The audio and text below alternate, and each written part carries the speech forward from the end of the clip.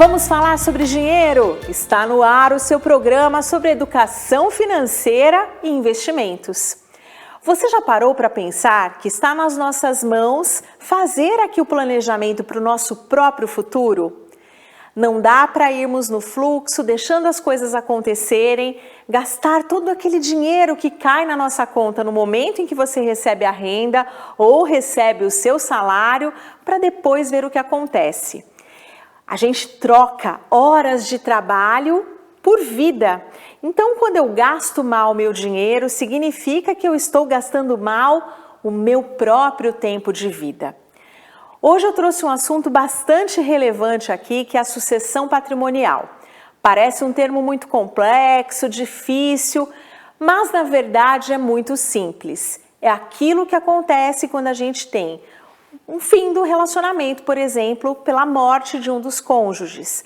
Como fica a outra pessoa, como ficam os filhos, o que a gente pode fazer para que esse momento seja mais tranquilo do ponto de vista financeiro. Para isso eu trouxe um convidado bastante especial, que é o Anderson Lemos. Anderson, seja muito bem-vindo. Muito obrigado, Lu, pelo convite. Anderson, falar de morte do ponto de vista financeiro às vezes é desconfortável. Às vezes existe aquele tabu que as pessoas têm medo de que falar desse assunto possa antecipar. Mas no fundo, quando a gente faz isso, é um ato de amor, não é mesmo? Com certeza, a gente está transferindo o nosso risco, né? Isso, e quando a gente deixa, né, especialmente crianças, quando elas têm ali todo um caminho a percorrer, e cada vez mais os filhos estão ficando em casa, não é assim? A gente às vezes percebe jovens de 25, 30, 35 anos que ainda moram com os pais. Em finanças, a gente costuma planejar até ali os 24 anos os filhos como dependentes. Então, quando eu tenho crianças na minha família, a preocupação de faltar o pai ou a mãe, ela precisa ser considerada. Com certeza, são os geradores de renda, né? Até esse período aí terminar toda a faculdade, deixar tudo tranquilo, né? Anderson, é comum que a pessoa ela proteja o carro, proteja a casa e esqueça de proteger a própria vida? Isso é normal. As pessoas, elas tiram o carro da concessionária já com o seguro do carro, mas elas não sabem quanto elas valem, né? Elas sabem que se o carro dá uma perca total, seja 100 mil reais, o carro está coberto. E ela, quanto que ela vale para dentro da casa dela, né? Sim. E aí, quando a gente faz essa consideração, o que a gente precisa levar em conta? Tem que pensar na parte toda da estrutura familiar. Custo de vida? Custo de vida, estrutura dos filhos, educação, pensar no próximo passo, né? E as pessoas não pensam nisso. Sim, quando a gente fala de pensar nos familiares, não é deixar ninguém rico, né? É se preocupar para que eles tenham uma continuidade daquilo que foi plantado. Manter o que você construiu até hoje, né? Muitas das pessoas, elas não têm nenhuma reserva financeira. E sem a reserva, ainda mais sem ter um seguro, aí essa família não vai dar continuidade, né? Sim. Antes da gente entrar nesse termo seguro, eu acho que é importante aqui a gente falar, né, que tem custos fixos que a gente tem ali, que são os essenciais, e a gente tem os custos variáveis, que também são essenciais. A gente está falando aqui de moradia, de aluguel, de condomínio, água, luz, telefone, supermercado, a escola. Tudo isso pode não dar tempo da gente ter ali uma outra alternativa. Exatamente. Existe então essa ferramenta que na ausência de a gente consiga acessar esse dinheiro rapidamente? Com certeza, é o primeiro recurso que vai entrar na conta do cônjuge, né? Aconteceu uma fatalidade com um dos dois, esse dinheiro entra em conta para ela fazer o que quiser, até para abrir um inventário, cuidar de manter o padrão de vida e deixar o legado que o cônjuge... Sim. Deixou, né? E quando a gente fala de imóveis, de bens patrimoniais, casa, apartamento, sítio, quando a gente fala do carro, a gente fala às vezes ali do dinheiro que tem na conta corrente, tudo isso é preciso que seja feito um inventário? Tudo isso é inventariado. E hoje, em torno de 10 a 15% é o tamanho da conta que a pessoa vai deixar. Do boletão que chega ali. Exatamente, é isso. E aí a gente tem que considerar advogado, cartório e o ITCMD, né, que é o Imposto de Transição, Morte e Doação. Quer dizer, isso tudo vai trazer um ônus para que a família tenha que arcar antes de conseguir ter o inventário aberto. Que a família tenha o acesso do que o outro cônjuge construiu no decorrer da vida, né? E é muito normal a gente encontrar pessoas que não tenham se organizado para isso, Com que, certeza. por exemplo, ficam ali com um patrimônio imobiliário grande e não conseguem fazer a transferência? Muitos. Hoje nós vemos muitas casas dentro de São Paulo, no Morumbi, casas multimilionárias, porém existia o pai rico e o filho pobre, que não conseguiram até hoje ter a matrícula desse imóvel para vender ou alugar. Eles têm que deixar aquela casa lá e não tem como ela mexer nisso, porque eles não têm esse dinheiro, esses 10 a 15% para abrir esse inventário. Vocês já conheceram, gente, alguém assim? Eu já conheci muitas famílias, infelizmente, nessa situação, que não conseguem fazer a transferência. E quando a gente tem que fazer o inventário, não pode ser o prazo que a gente quiser, né? Existe um prazo legal para que isso seja feito. 60 dias. Então, em 60 dias, se eu não fizer o inventário, o meu ônus vai ser maior, porque eu vou ter uma multa. Vai gerando, vai virando uma bola de neve para a família, né? E quanto maior o prazo, menos chance dela conseguir resolver esse problema. Sim, outro ponto aqui também importante é que às vezes a gente tem aí um equívoco em relação aos regimes de casamento. Quando a gente fala do regime de comunhão parcial de bens e de comunhão universal de bens, a gente está dizendo que metade de tudo aquilo que foi construído durante a união pertence ao cônjuge que faleceu. Exatamente. Quando a gente tem filhos, Anderson, aí a gente tem um problema duplo, né? Porque a gente fica com metade do patrimônio que era do casal e a responsabilidade de criar os filhos, ela é dobrada, porque antes a gente compartilhava e a partir de um determinado momento a gente não compartilha mais. Olhar esse conforto para essa família pode ser significativo para o futuro das crianças. Com certeza. Se a família tem um patrimônio de 2 milhões, na ausência de um, ficaria somente 1 milhão. E aí, se você tem um filho que está na transição de escola até a maioridade, que vamos pensar 20, 25 anos, até a formatura dele, é um valor bem alto. Se você for pensar R$2.000, um custo fixo de escola, em 20 anos dá R$480 mil, só Nossa. A educação. Anualizar isso é assustador, né? Porque a gente às vezes vai pagando ali mês a mês e quando a gente multiplica por 12, a gente percebe ali o tamanho daquilo que a gente está olhando no micro, né? Você vai quantificar o tamanho do seu risco, né? Exatamente. Você colocaria os 10 a 15% do tamanho de todos os imóveis que você tem. Sim, segura aí, não fale tudo porque eu vou chamar o intervalo e a gente já volta. Não saia daí que a gente vai voltar para dar continuidade no papo.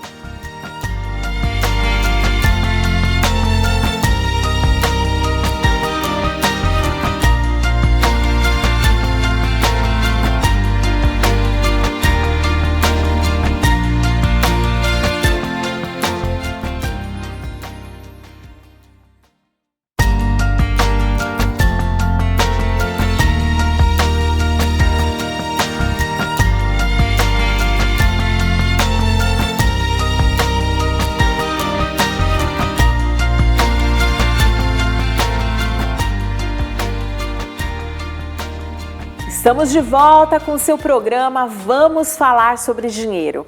E para você que ainda não me segue nas redes sociais, vai lá no Instagram, @LucianeQuedo. Se você perdeu algum dos programas, a gente já tem aqui quase 3 anos de programas gravados. Vai lá também no meu YouTube, Vamos Falar sobre Dinheiro, Luciana e Quedo, que você vai ter ali todos os episódios gravados. Hoje nós estamos falando de um tema bastante importante, que é a sucessão patrimonial. Nada mais é do que aquilo que acontece com o patrimônio depois que a pessoa parte. E aí, Anderson, né, que está aqui comigo hoje, Legal. Especialista em sucessão patrimonial, uma pessoa aí com uma forte referência de mercado, também existe aquela situação assim, né, puxa, quem ficou que se vire, quem ficou que faça as coisas. E você falava no bloco anterior de como que a gente tem que fazer o cálculo. O que a gente tem que considerar? Hoje, para quantificar o tamanho do seu risco, quanto você vale? Isso que é essa pergunta que eu faço para os nossos clientes. Não vale aquela piada, vale o mais morto do que vivo, né? Não, a gente sempre vai valer mais vivo e eu tenho que considerar o quê? A renda que eu gero? O seu custo fixo, Sim. Isso é um primordial.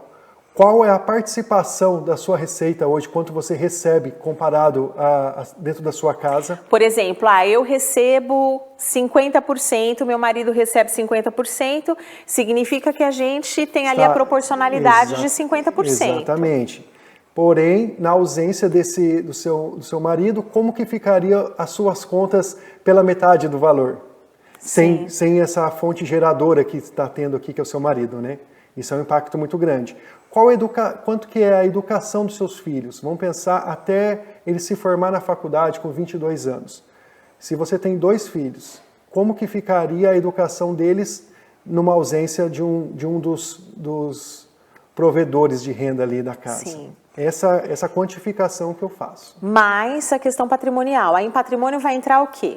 Aí o patrimônio entra de 10% a 15%, que é o custo do inventário, né? Que seria o ITCMD, que é os impostos, o cartório e o advogado. Emolumentos e o advogado. Mas eu tenho que somar o quê? O valor do carro, casa, sítio, tudo que for imobilizado até a sua conta corrente, tá? Às vezes a pessoa fala assim, eu tenho uma conta corrente em conjunto.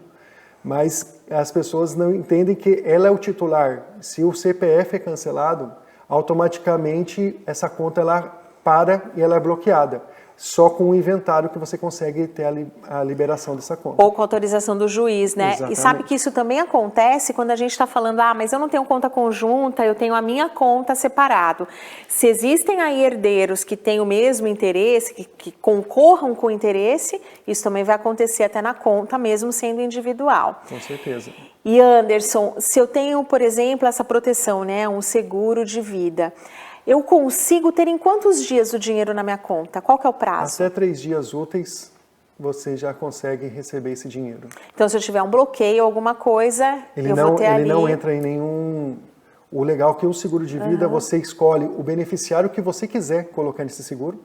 Se você quer colocar a sua funcionária, um primo, qualquer pessoa, você pode colocar esse recurso para ele receber. E em 3 dias entra esse valor integral na sua conta. Sim, tem que ser alguém que tenha ali um interesse na vida daquela pessoa, que tem um vínculo, né? E aí algo aqui também relevante. Tem uma frase que ela diz assim, que a gente não contrata seguro quando a gente quer, e sim quando a gente pode. O que isso significa? Que não é o dinheiro que vai fazer você comprar um seguro. Eu posso ter o dinheiro, mas... Se você não tiver saúde, a seguradora ela não compra o seu risco. É igual você comprar um carro de leilão e tentar colocar 120% da tabela FIP do seu carro. Nenhuma seguradora vai aceitar. É a mesma coisa nós, com a nossa saúde. Não conseguimos ter um diagnóstico, um diagnóstico de uma doença grave, um câncer, um infarto, ou uma diabetes muito elevada, uma pressão alta. Qualquer doença crônica. E tentar fazer um seguro, pode ser que a seguradora ela assuma o risco, mas o valor vai ser bem elevado do que uma pessoa que não tenha nada. Sim, então o melhor momento é quando tá tudo bem, né? Assim como quando a gente vai mexer no telhado, é melhor que a gente faça quando não estiver chovendo. Exatamente. E isso impacta, né? Impacta aquele seu histórico de saúde, impacta o peso, a relação peso-altura, impacta a idade. Sim. É igual planos de saúde, né? Conforme a sua idade vai aumentando, esse plano de saúde vai sendo o valor mais alto. Sim, mas é verdade que se eu fizer isso no momento que eu ainda sou jovem, tenho saúde, estou bem, à medida que o tempo for passando, a condição que eu tiver aqui, ela vai ser preservada? Não vai ser feita uma reanálise? Não, depende muito hoje das seguradoras que você contrata, né? Eu falo que hoje, eu trabalho com 5 maiores seguradoras hoje do mundo, e elas congelam o risco na entrada. Por exemplo, hoje a Luciana está 100%, não tem nada de saúde, daqui 2 meses agravou e teve um infarto.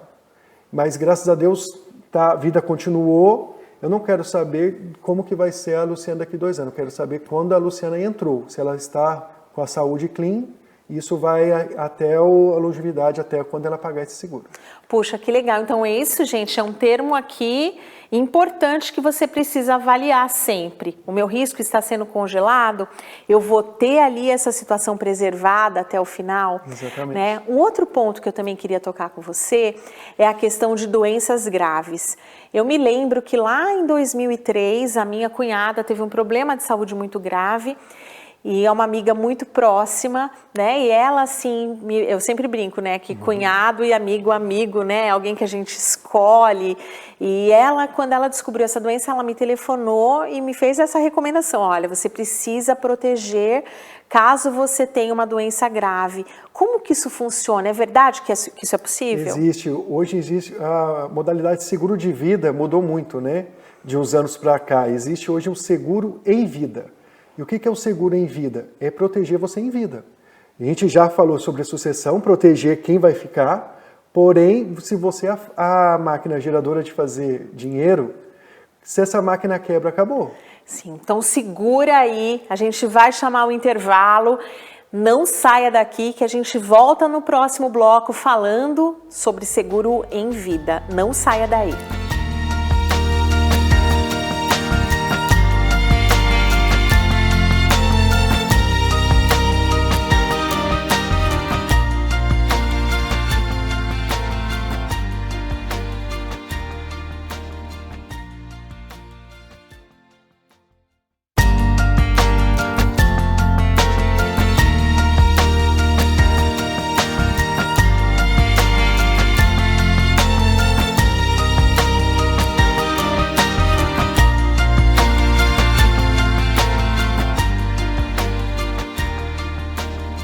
Estamos de volta com o seu programa Vamos Falar sobre Dinheiro e eu quero te convidar para me seguir lá nas redes sociais, lá no Instagram, @LucianeQuedo. Se você perdeu algum dos programas, eu também estou lá no YouTube. Passe por lá, mande a sua mensagem. Se você tiver algum tema que a gente ainda não tenha tratado ou que você queira rever, me mande lá uma sugestão que a gente vai trazer para cá com convidados especiais, sempre para agregar mais conhecimento. Hoje a gente está falando sobre proteção da nossa vida. Falamos anteriormente sobre a proteção que fica, né? Para quem nós amamos e quem a gente pode deixar, se a gente partir antes dessa pessoa, e agora a gente vai falar da proteção em vida. E eu queria que você começasse aqui falando sobre doenças graves. Vamos lá.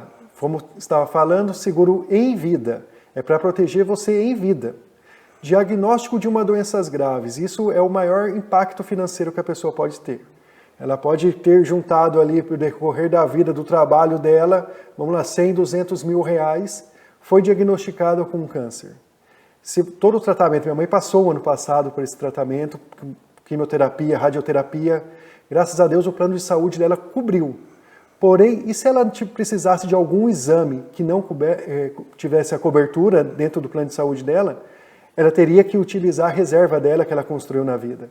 E esse seguro foi diagnosticado com uma doença grave, a seguradora ela coloca na sua conta, que seja 100, 200 mil reais, para você fazer o que você quiser com esse recurso. Se o seu plano de saúde cobre todas as despesas do seu tratamento, ok. Mas esse dinheiro é para você ter esse resguardo e ter essa respirar. Falar assim, vou tirar um ano sabático do meu trabalho para proteger, para cuidar de mim. Ou para contratar aquele médico que seja uma referência para garantir a cirurgia no melhor hospital. Isso é muito legal, né? Que poucas pessoas conhecem. Outra coisa que eu queria que você falasse é sobre a ausência. Quem é profissional liberal, eu sou uma profissional liberal, autônoma, não tenho ali, né, CLT, aquela renda. Pode ser que muitos aí que estejam assistindo a gente também sejam aí empresários, profissionais liberais, e aí eu dependo do meu trabalho. Se eu trabalho, eu ganho, se eu não trabalho, eu não ganho. Eu tenho como proteger isso também? Tem sim. Isso aí, existe duas modalidades de seguro, que seria esses opcionais que colocaríamos dentro do seguro de vida. Que é a base, né? Que é a base. Que seria o diário de incapacidade temporária, que é o DIT. Se você se ausentar mais que 10 dias, eu pago o seu salário. Independente de estar hospitalizada ou não? Em casa. Diária de incapacidade é quando você, por exemplo, você... Quebrei a perna, quebrou não consigo uma perna, mais você não consegue mais trabalhar. Exatamente. Ou você é um médico cirurgião, ou você é uma dentista. Se você cortar a mão, você não consegue mais trabalhar. Então, se você ficar 60 dias sem trabalhar, esse seguro, ele cobre todas as suas despesas. Primeira coisa é sempre pensar no custo fixo. Por isso que é importante a gente saber, né, quanto que é o nosso custo fixo. Exatamente. A maioria das pessoas com quem eu falo parece algo assim banal, mas não sabem exatamente quanto é. Exatamente. E a segunda modalidade? É a diária de internação hospitalar. Como que ela funciona? Se você ficar mais que 4 dias internado, por exemplo, nós autônomos, se a gente ficar 5 dias internados, pode ser num hospital municipal ou num hospital particular do seu plano de saúde. Mas as pessoas falam assim, não, mas eu já tenho plano de saúde, eu não preciso dessa diária de internação hospitalar. Mas se você ficar 10 dias hospitalizado, como que você vai pagar o seu boleto no dia 30, que até é o seu plano de saúde? Né? Exatamente. E essa diária de internação, a partir do 4º dia, ela paga retroativo. Então, se eu colocar uma diária de internação de R$500 o dia, em 5 dias, você saindo do hospital, me contata, falando, Anderson, estou com a saída aqui do hospital, a seguradora colocaria R$2.500 na sua conta para suprir essa ausência sua que você ficou internada. Que bacana. Anderson, a gente teria aqui tempo para ficar, assunto para ficar aqui por muitas horas. Mas quem quiser contatar você, quem quiser entrar em contato, você pode deixar aqui pra gente as suas redes? Claro, meu Instagram é @AndersonLemos_C, C de casa. Certo. E o seu WhatsApp, quer deixar aqui também? Claro, é o 012 98246 4009. Excelente. E é importante, gente, que a gente tenha isso sempre como prioridade, né? E quando a gente fala de um pai de família, e aqui eu quero trazer, né, a sua família aqui para o nosso sofá, claro. A gente está falando do Luca, seu filhinho, da Duda, sim, da Suelen. Ter esse olhar, você acredita que faz diferença na vida deles? Total, ainda mais que são fases diferentes, né, o Luca e a Duda. Maria Eduarda está indo para a faculdade com 19 anos e o Luca está com 4 anos de idade. O que eu tenho que pensar é na formação do Luca e dar essa tranquilidade aí para pelo menos mais 5, 6 anos da Maria Eduarda formar na faculdade, né? Que bacana. E você é uma pessoa cristã que compartilha aqui dessa fé. E você me trouxe recentemente, né, uma palavra que falava disso, do planejamento, de você conseguir olhar isso, que se a gente olhar, está lá nas escrituras, né? Você pode falar um pouquinho sobre isso? Sim, eu falo que é a lei da semeadura, a gente tem que plantar para a gente colher, né, Lu? Quanto mais a gente plantar aqui na terra, enquanto a gente está vivo, mais a nossa colheita e mais o legado que a gente vai deixar para nossas crianças, né? Sim, essa preocupação, né, de continuidade, de legado, que a vida continue positiva para que a pessoa possa ali, né, maximizar os seus dons, aquilo que Deus colocou lá no nosso coração, e que a gente veio aqui para concluir esses trabalhos, possa ser bem feito. Exatamente. É pensar no todo, né, pensar na família. Muitas das pessoas falam assim, igual você comentou, não vou deixar nada para as pessoas, eu já deixei, já fiz, estabilizei tudo. Mas não é assim que funciona. É muito mais fácil você deixar a sua esposa em paz, bem, para ela ter um recurso financeiro para dar o respaldo financeiro para sua família que elas merecem, né? E a hora que o seu filho se forma, fala assim, o seguro do meu pai que fez eu chegar até aqui, se não fosse esse seguro que meu pai deixou, eu não estaria formado. A continuidade, né, daquilo que foi construído e vai ser colhido aí por muitos anos. Quem planta uma tâmara não colhe a tâmara, né? Vai ser colhida muito tempo depois. Exatamente. Anderson, muito obrigada pela sua presença. Um prazer imenso ter você aqui. Já fica o convite para voltar outras vezes. Muito obrigado. Obrigado a todos. Espero ter contribuído aí na vida de vocês. Com certeza contribuiu. E você que está aqui com a gente acompanhando desde o início do programa, mande suas sugestões, bata um papo lá com a gente, que a gente vai ter aqui muito prazer em trazer os temas importantes. Até breve, semana que vem a gente tem mais programa novo no ar.